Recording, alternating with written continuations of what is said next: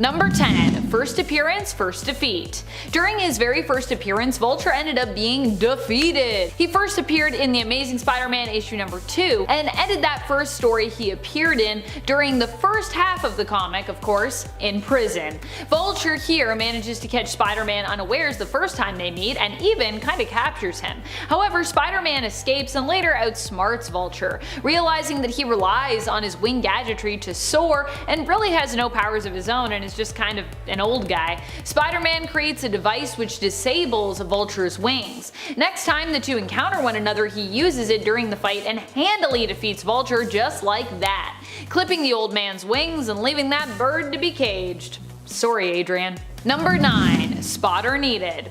When it comes to Miles Morales' first trip out as Spider-Man, it was embarrassing for both Miles and the first villain he encountered on patrol, Kangaroo. Miles was wearing a Spider-Man costume after Spider-Man, aka Peter Parker, had died, and a lot of onlookers felt that this costume was in bad taste because of this. Miles also struggled somewhat with this instigation. He was just kinda getting the hang of his powers. But he got the final punch in his fight against Kangaroo, who had hoisted a car over his head and was about to throw it at Miles. Miles' punch to Kangaroo's chest causes him to drop the car on his own head, making him kinda knock himself out. How embarrassing. Don't worry, Miles does kick him away to safety, so at least he doesn't get crushed by that car. You should always be careful when lifting heavy objects. Case in point. And friends, before we move on to this next spot, if you love when villains get embarrassed, be sure to let us know by giving this video a thumbs up. Number 8. Inferior Superior. One of the most embarrassing defeats for Otto Octavius around has to be when Spider-Man's heroism and Otto's kinda lack thereof made him realize that despite being called Superior Spider-Man, Otto, who was in Peter Parker's body at the time, was not actually capable of saving the day here. He needed Peter's help. This caused Otto to relinquish the body he stole back to Peter Parker, who still had a remaining consciousness left within it. Surrendering, Otto would later show back up in a clone of Peter's body, but would eventually go back to being the regular old Doc Ock in the end. Stick to what you're best at, maybe, is the moral here. Although I won't lie, I did enjoy watching Superior Spider-Man thwip around the city, beating baddies in Spider-Man's place. There were some things he was pretty good at, but this just wasn't one of them. It was a neat time in the comics. Number 7. Rejected. We've seen this tactic used a few times to beat Venom. Initially, Spider-Man was the one whom the Venom symbiote wanted the most. Spider-Man was initially depicted as the first host and has been the symbiote's first host in a few different versions of the tale. Although in the comics, Venom now has like a whole back history like before Spider-Man, so yeah. That is a thing that happened. In the Spectacular Spider-Man animated show, the fact that Peter is the first host remains to be the true narrative, as well as in the Sam Raimi Spider-Man films, or the Raimiverse as well actually. In the Spectacular Spider-Man animated show, it's this connection to Spider-Man that Peter uses in order to defeat the symbiote. He creates a rift between Eddie and the Venom symbiote by offering himself to be the symbiote's host, suggesting that the Venom symbiote, never really wanted to be with Eddie and that he was basically kinda like a rebound for them. When the Venom symbiote decides to leave Eddie, this is seemingly confirmed, hurting their relationship. After bonding to Peter, they also learn that Peter was lying and didn't actually want to be with them. And while trying to make Peter be their one and only, he ends up being protected by the memories and mental manifestations of those he loves within his consciousness. You can't make someone love you. Sorry, Venom. You can try, but it's not gonna work. Number 6. Surprise Spider-Man. Surprise! It's Spider-Man! In Superior Spider-Man issue number 31, we get to see Spider-Man embarrass Green Goblin when his return surprises him. You see, Norman thinks that Spider-Man is actually Superior Spider-Man, aka Otto Octavius, but Spider-Man reveals that it's not Otto driving this time around and that Peter Parker is truly Spider-Man once more. And of course, you know what that means. Green Goblin is going down, and Spider-Man is going to make fun of his man purse while he does it. Of course, Peter himself is also surprised to find Norman has changed his face, but this doesn't prevent him from kicking Green Goblin's butt, helping to free Otto's love, Anna Maria, and save the day. Number 5. a not so shocking defeat. Of course, Shocker is generally considered to be a B or even C list Spider-Man villain, and as a result he gets made fun of a lot in the comics normally. But it's somehow even more embarrassing in the Ultimate Universe.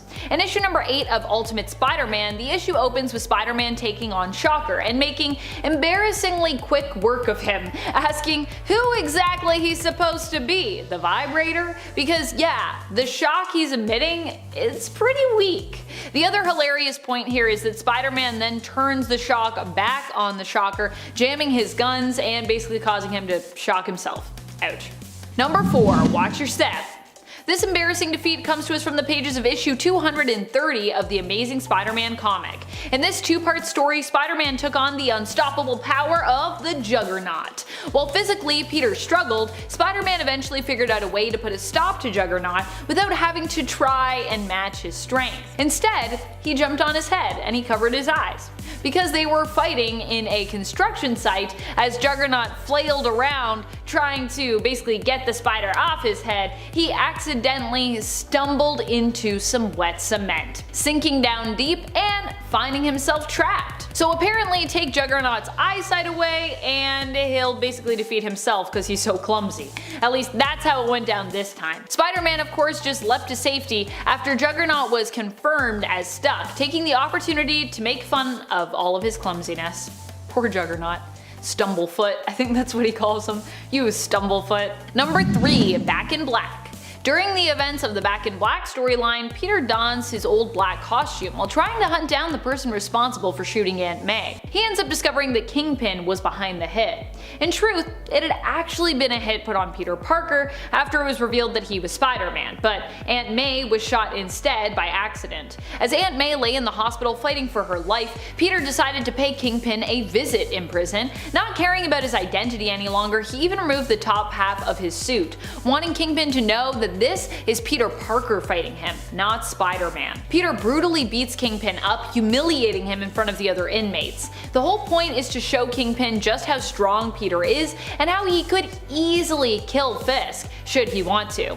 He leaves Kingpin just barely alive to live with the humiliation of what happened, but does warn if Aunt May dies, then he'll be back to finish the job. Considering Fisk is all about being the strongest, most powerful guy in the room, this whole fight would be pretty embarrassing for him. Number 2. Hubris. A lot of Spider-Man's villains carry a certain kind of pride around when it comes to taking on Spidey. They often see themselves as better than Spider-Man, which is how they know they are sure to win. They also often see themselves as better than each other as well. And yet, often they don't end up winning. One of the most embarrassing and smartest defeats occurred when one of Spider-Man's most iconic villains had his ego used against him. Yep, we're talking about Norman Osborn. At this point in time, Norman was actually also bonded to the Carnage symbiote, turning him into the villain that we would refer to as Red Goblin. While together, these two seemed pretty unstoppable. Armed with both the Goblin serum powers and Carnage's power set, Spider-Man managed to defeat Osborn by getting him to ditch the symbiote. Got in his head. And all it took was taunting Norman to do this, implying that a victory while bonded to the Carnage symbiote would be more a victory for the symbiote than Norman himself, and implying that Osborn couldn't beat Spider-Man alone. This prompted Norman to ditch Carnage, which of course resulted in him being defeated by Spider-Man and company. But really, Spider-Man. Number 1. Defeated by laughter. And of course this list would not be complete if we did not mention one of the most embarrassing defeats of all time, and just in general, most embarrassing villains. Aw, sorry Peter. Paste Pot Pete. This one went down during the Spider-Man Human Torch team-up series in issue number 1. Here Paste Pot Pete is attempting to get revenge on the Human Torch, aka Johnny Storm, when he runs into Spider-Man. Spider-Man doesn't even fight this poor guy, he just defeats him by embarrassing him. When Peter Petruski reveals his intent and his villainous name of Paste Pot Pete, Spider-Man reacts not by attacking him, but by falling to the ground, laughing at the idea of his ridiculous villain name. Paste Pot Pete ends up just walking away, deciding he should probably change his name. Later on he would become Trapster, which is a lot better, but still not great in terms of villain names that, you know, aren't ridiculous in some way. Coming in at number 10, we've got an honorable mention for the time that the immortal Hulk buried a similarly immortal villain alive within a mountain, in an incident that was a bit less embarrassing and a bit more existentially terrifying. While on the run, the Hulk found himself running into a mad scientist known as Dr. FRYE, who had attempted to conquer death through the use of gamma radiation and had accidentally both poisoned his hometown and turned himself into a glowing skeletal creature that would cannibalize anyone stumbling across his mountain cave. Since he was unable to kill him, the Hulk wound up trapping Dr. FRYE within his mountain cave without the use of his arms or legs, essentially burying him alive. Note to self: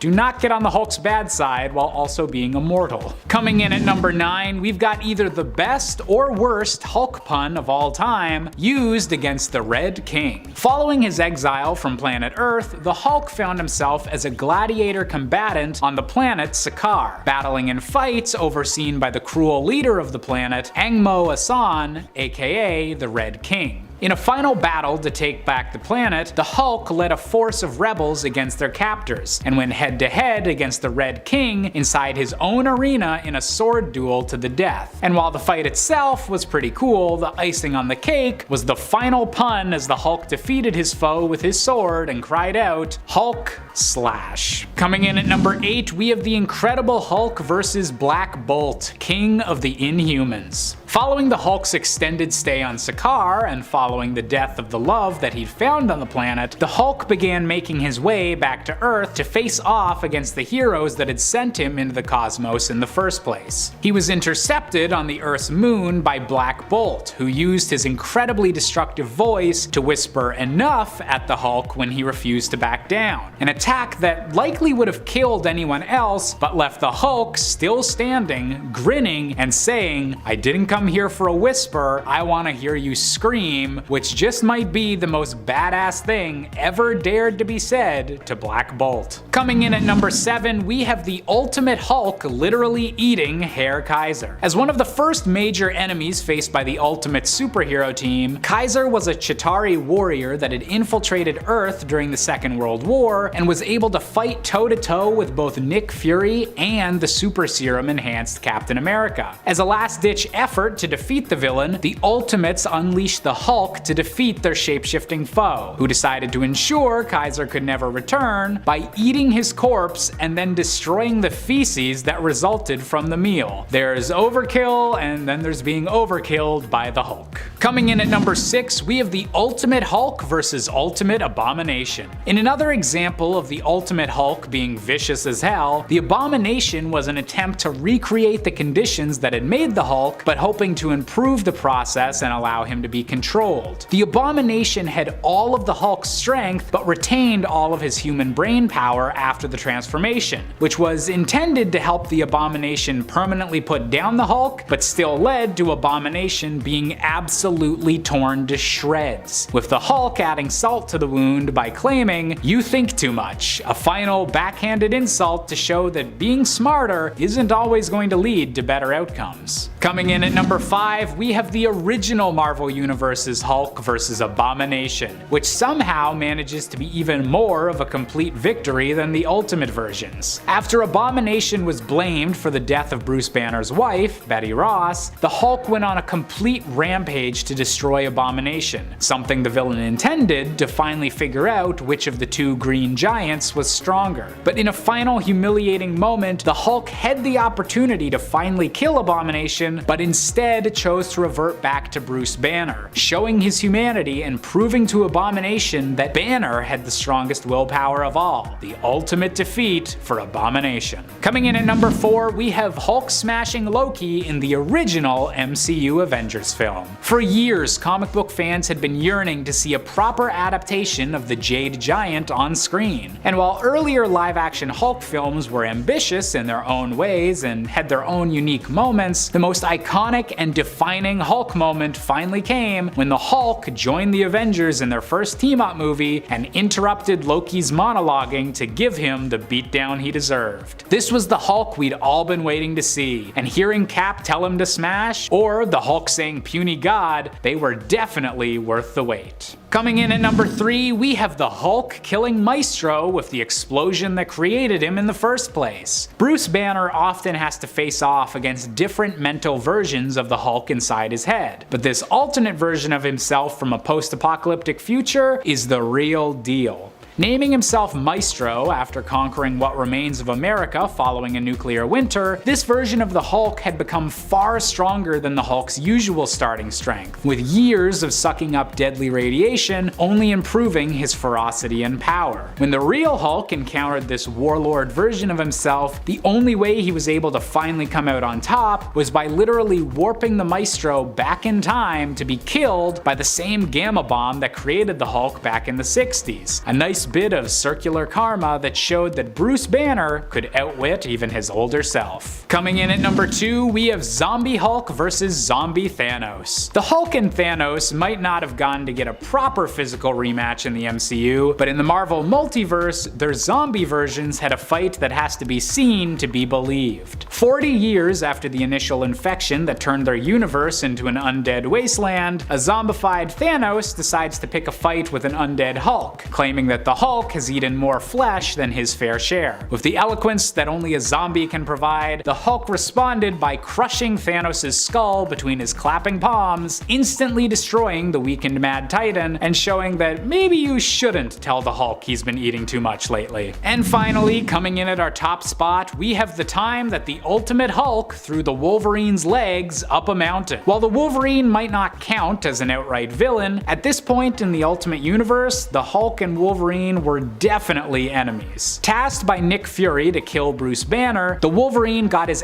completely kicked and woke up after their battle to find his lower half entirely missing, ripped off by the Hulk. To make matters worse, his sense of smell let him know that if he wanted to recover his legs and rejoin them to his body with his healing ability, he'd need to climb 4 miles up a mountain. Many people have tried to fight the Hulk over the years, but few people have gotten defeated so embarrassingly as the Wolverine did when his legs got thrown 4 miles away. And at 10, Superman. The Dark Multiverse is a mysterious dimension. It lies outside of the normal universe. In one of the many universes in the Dark Dimension, Superman went rogue and killed off every hero and villain. No one could actually stop him. The last remaining hero was of course Batman, who could not even believe that his best friend could have done all this. But Batman had a plan.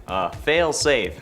Surprise. He had studied Doomsday's body and created a virus that could turn himself into a version. Batman then became Doomsday, killed Superman, and then decided to spread this virus all over the earth, turning everyone into a form of Doomsday, which not only humiliates Superman but also kind of embarrassed Batman himself. I mean, like, he probably went nuts because of the whole like he was part Doomsday thing, but still. And at 9, Kalibak. Batman had gone toe-to-toe with the New Gods on 2 occasions prior to the New 52, in Comic Odyssey and Final Crisis respectively, but this time he came with a vengeance. In the wake of Damian Wayne's death in the finale of Batman Inc., Bruce happens upon Ra's al Ghul's attempt to resurrect his son in a Lazarus pit, along with his former lover Talia. He prevents the head of the demon from bringing them back to life, as they would emerge as Raz's servants. But before they can actually stop Damian's body from being resurrected, his body gets snatched, and his dead son is ripped from Batman's grasp. And then this guy heads back to Apokolips. This leads Batman to deploy the Hellbat armor and venture all the way to Apokolips to retrieve his son, and in the process ends up fighting DARKSEID and Kalibak, the Lord of Apocalypse's faithful son. And at 8, White Martians. Grant Morrison's Justice League run features the world falling under attack from the villainous White Martians, and it's up to the Justice League, obviously, to stop them. Also, like in the cartoons version of this story, the decisive blow is finally dealt by Batman, who is so badly underestimated by the White Martians because he lacks the superpowers of his fellow teammates. The White Martians managed to capture all of the Justice League and assumed that Batman was killed when they shot down the Batwing. However, the Dark Knight had survived the wreckage because of his plot armor and deduced that they were just as susceptible to fire as Martian Manhunter, due to the fact that they didn't come near his burning plane. Batman swoops in, sets everything on fire like a pointy-eared Human Torch, and saves his teammates. Another lesson in why you should never underestimate him, which reminds me of when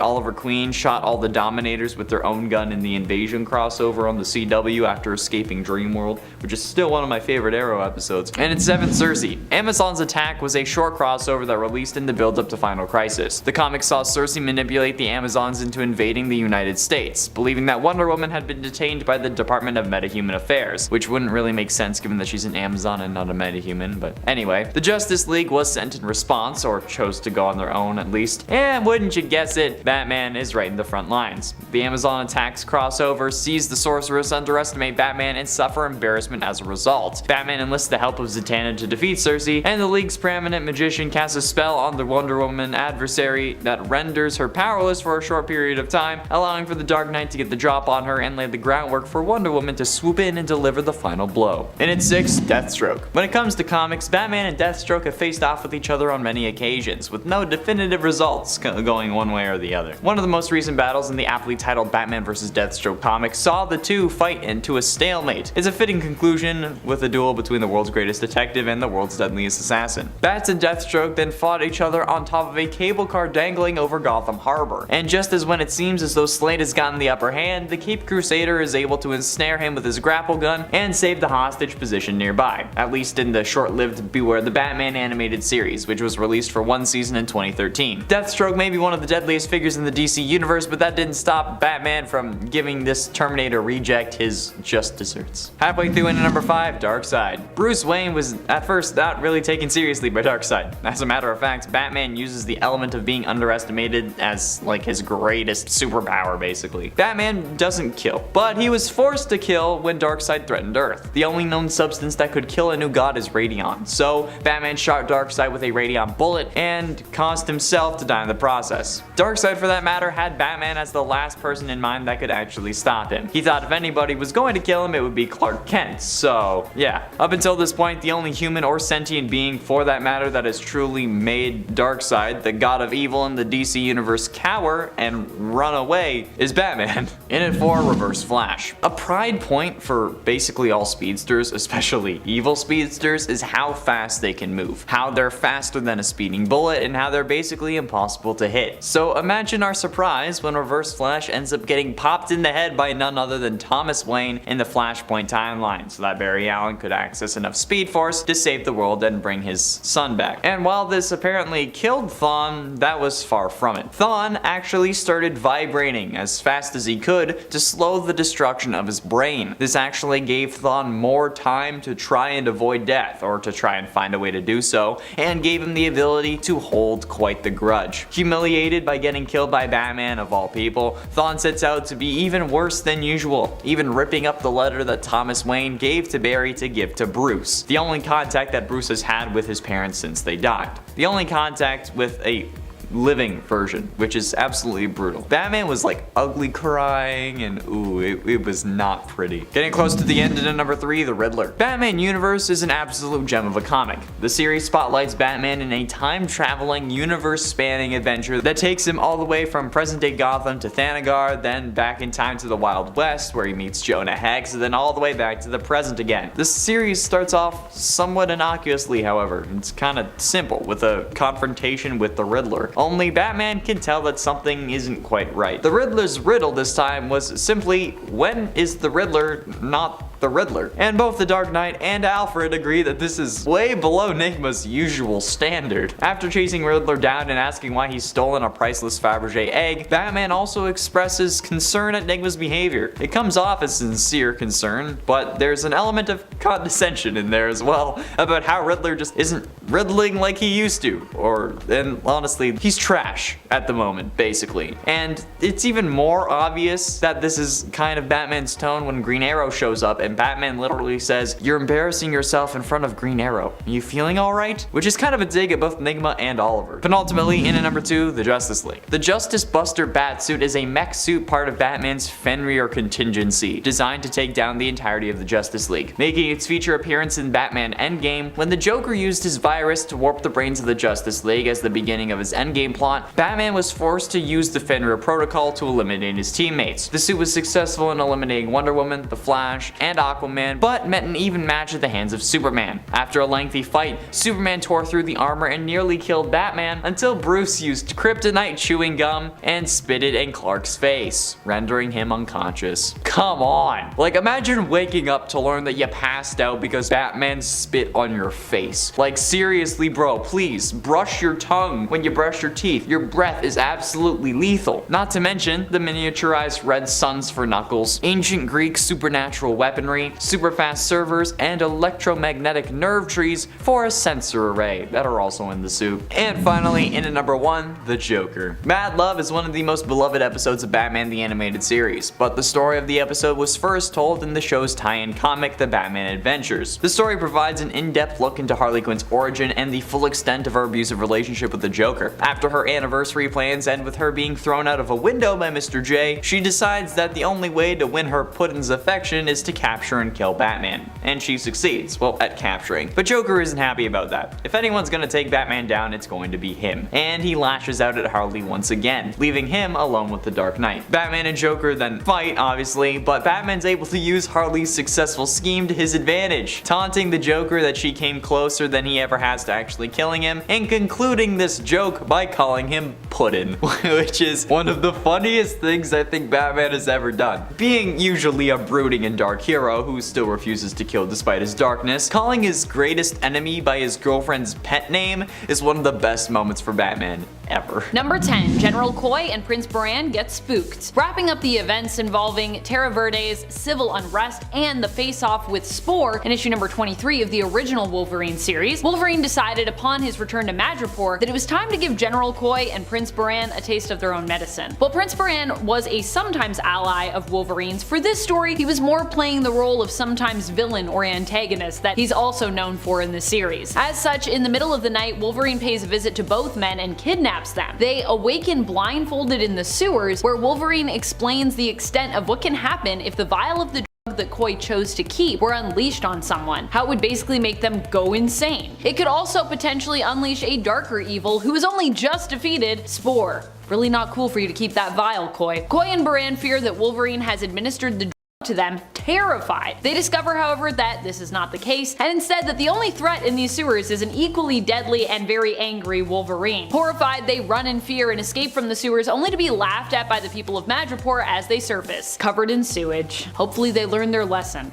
Knowing General Koi though, probably not, because then he does a lot of other stuff. Number 9. Unintentionally embarrassed Sabretooth. Sure, Wolverine is all for putting Victor in his place. Once he met the guy and knew how bad he was, that is. But before that, the Creeds were just a family that Wolverine kinda got tied up in. Logan ended up captured and in a circus being used as an attraction. Something about the X-Men and circuses, I tell you, happens a lot. This was really a low point in Wolverine's life as he was suffering from severe depression after the death of Rose, and then following that, the death of his wolf pack by Nathaniel Essex's Bear, which was really upsetting because he'd taken a lot of solace in his pack. In the end, it was Clara Creed who managed to reach out to Logan, saving him both physically and emotionally. The two fell in love with one another quickly, but it didn't end well for either of them. Saul Creed, Clara's little brother, sold them out. Once this was revealed, Logan felt the only way to protect Clara was to get rid of Saul, permanently. Clara was ready to cut Saul out of her life, but didn't want to see him killed. Because Logan killed Saul, she rejected him. And because Logan killed Saul, Victor interpreted it as a slight, embarrassed that Logan had been the one to kill Saul, as Saul was Victor's to torment. Victor would visit Saul each year on his birthday to beat him up. So yeah, hence why Sabretooth visits Wolverine each year now instead, because he was like, how dare you do this to me? This is unacceptable. And friends, before we move on to this next spot, if you are loving this list and you want to hear about more times that Wolverine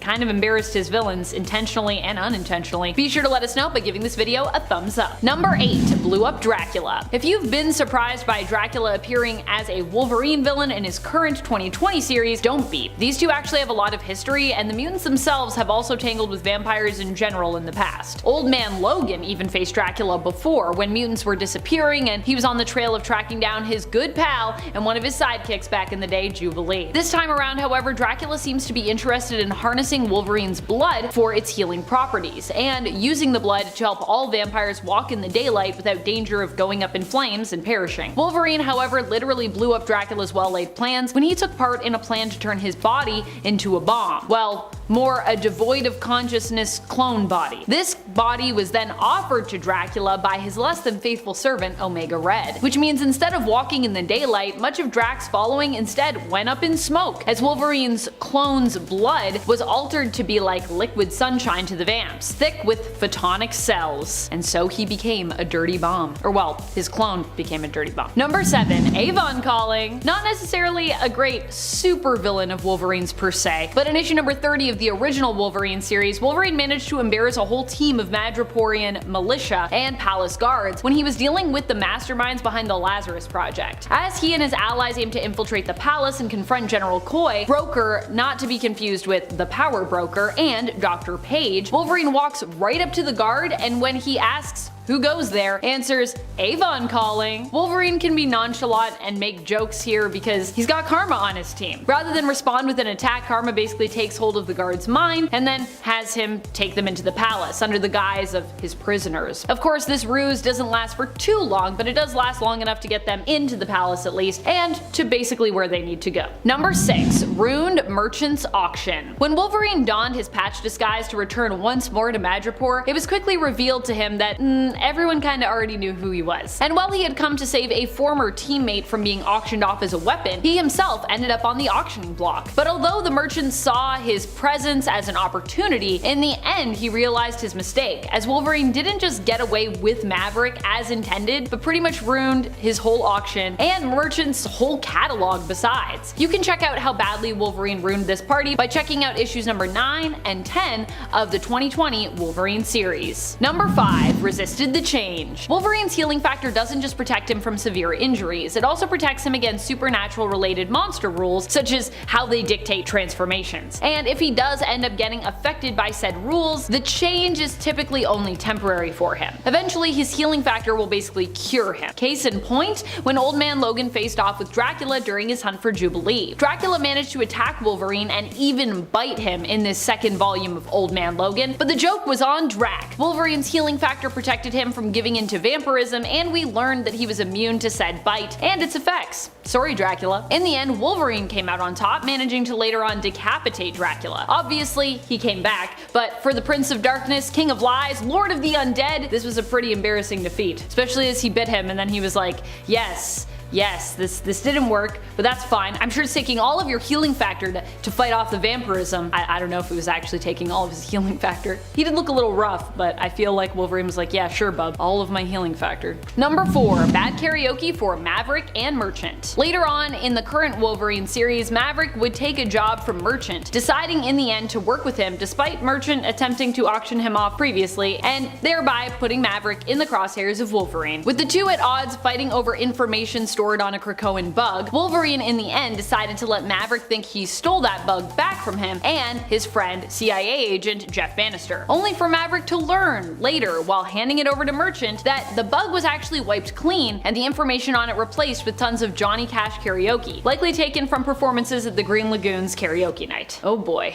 Number 3. Omega Red versus the Wolverines. You mess with the Wolverine, you get a bunch of them that you have to deal with. You get all the Wolverines. As was evident when Omega Red came to Krakoa seeking to claim what his mutant given right was, to take refuge on the new mutant island nation. And, you know, not be condemned or anything, even though he did bad stuff in the past. However, not everyone was able to forgive and forget when it came to his past, namely Wolverine. Still suspicious of Omega Red, once it seemed as though he'd seen him appear outside of Krakoa and kinda trap him in ice, Wolverine was ready to confront him, already having an uneasy feeling about his former nemesis since pretty much day one. However, when Wolverine explained what had happened to him, to his family, they weren't ready to let him go in alone. He was joined by Daken and Gabby, who both showed Omega Red how easy it was to sneak up on him and get him in a trap. In the end, the discussion had to be tabled, but it was pretty fun to see the look on his face when the Wolverine family came together to attack him. If you were wondering where Laura was, by the way, she'd likely still be in the vault at this time, as per her adventures in the 2019 X-Men series, which is why she wasn't there. Otherwise, I'm sure Laura would also be there. Number 2. Found the perfect match for Solem. After it was revealed revealed that Solem had taken Logan's Muramasa blade and ended up giving one such blade to the Iraqi pirate, Severe, during Solem's escape from him, Wolverine tracked Solem down. He confronted Solem and was convinced to take on Sever with him together. Later, Solem